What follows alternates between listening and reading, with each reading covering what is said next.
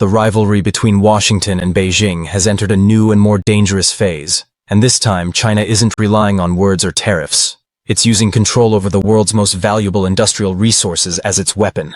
Just days before the highly anticipated Xi-Trump summit in South Korea, China suddenly announced sweeping new export restrictions on rare earth minerals, graphite, lithium-ion battery materials, and even synthetic diamonds. Officially, Beijing claims it's about national security, but the move was perfectly timed to remind the US who truly holds the upper hand in the global supply chain. The decision immediately sent shockwaves through Washington. President Trump dismissed the upcoming meeting with Xi as pointless, yet both sides know walking away isn't an option. Still, the message was clear.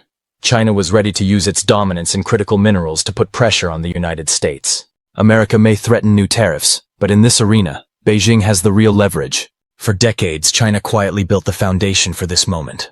While the US was scaling back its mining and refining operations in the 1980s, China was doing the opposite, investing, expanding, and flooding the market with low-cost production until most of its competitors disappeared.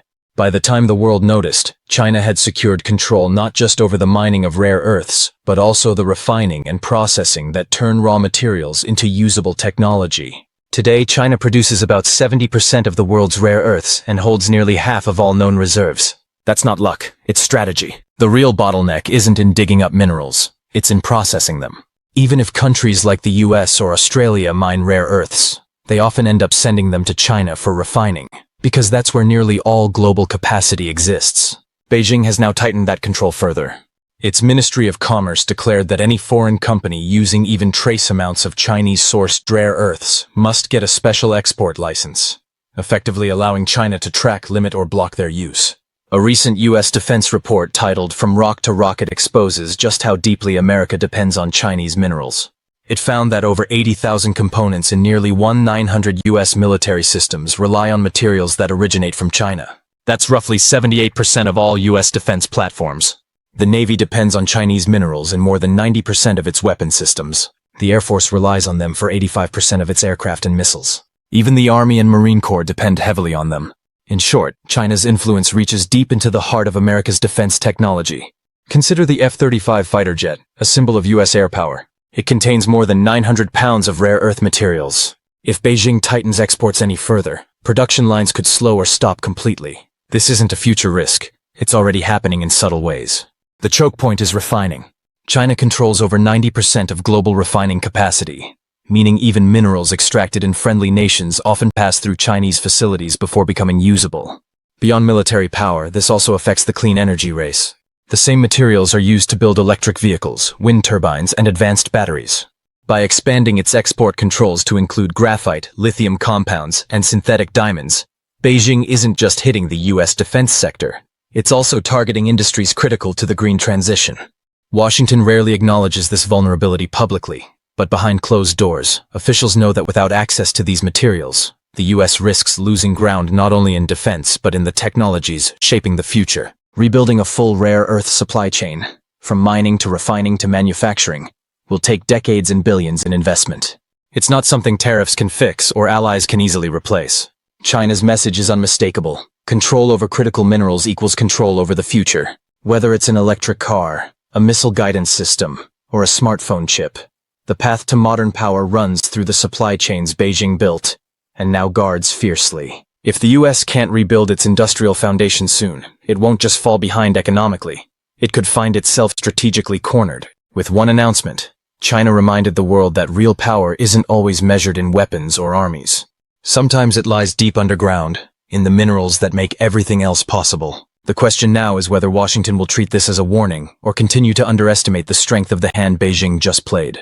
A new and alarming report by Gabini, a US-based defense analytics firm, has shed light on one of the most overlooked but critical weaknesses in America's national security: its growing dependence on China for rare earth elements and strategic minerals. The study, titled "From Rock to Rocket: Critical Minerals and the Trade War for National Security," offers a comprehensive look at how China's control over global supply chains gives it quiet but extraordinary leverage over the United States' military capabilities. According to Gabini's findings, the U.S. military-industrial complex, the vast network that builds fighter jets, missiles, submarines, and advanced radar systems, has become increasingly reliant on materials sourced from China.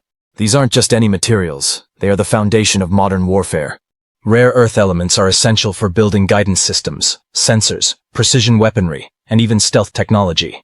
Without them, production lines could grind to a halt. The report's data is staggering.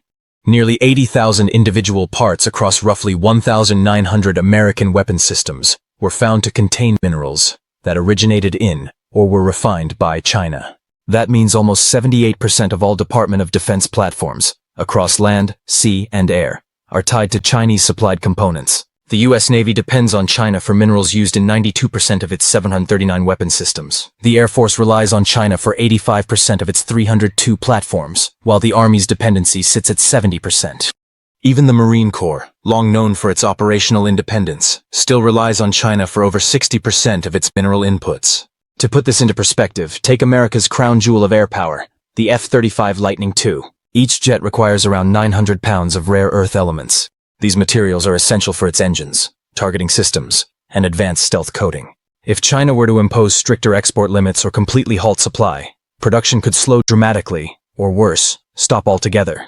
This is not a distant what-if scenario. Early disruptions have already begun as a result of recent Chinese export controls. The real choke point, however, isn't just in mining, it's in processing. Even when rare earth ores are extracted in friendly nations like Australia, Canada, or even parts of Africa, they are often shipped to China for refining. That's because China dominates over 90% of the world's refining and separation capacity. Without these processes, the raw material is useless. This means even America's allies are indirectly tied to Beijing's industrial network. Consider antimony, a critical material used in semiconductors, batteries, and certain types of ammunition.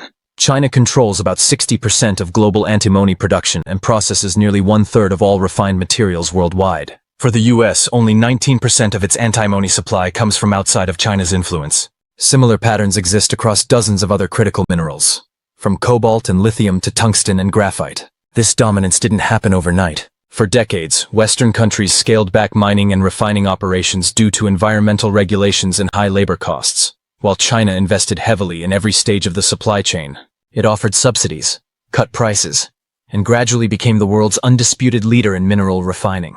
Now Beijing holds a near monopoly on the materials that make modern military technology possible.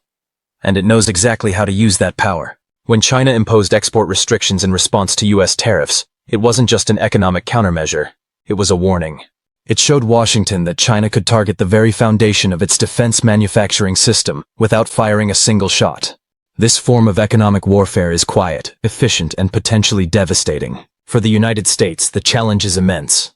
It's not just about digging new mines or finding alternative sources. It's about rebuilding the entire industrial ecosystem, from mining to refining to manufacturing, within secure and allied networks. And that means developing new refining technologies, investing in domestic processing plants, and creating incentives for private companies to enter a field that has long been dominated by China. If Washington fails to take these steps, it risks becoming permanently dependent on its main strategic rival for the raw materials that make its most advanced weapons function. In that case, China wouldn't need to win a war. It could simply control the resources that make war possible. The race for mineral independence is no longer a matter of trade policy or economic competition. It's a battle for technological sovereignty and national survival in a new era of great power rivalry. Beijing's latest decision to tighten exports of rare earths is more than a policy move. It's a geopolitical message. The question now is whether Washington will finally hear it and act before the window of opportunity closes.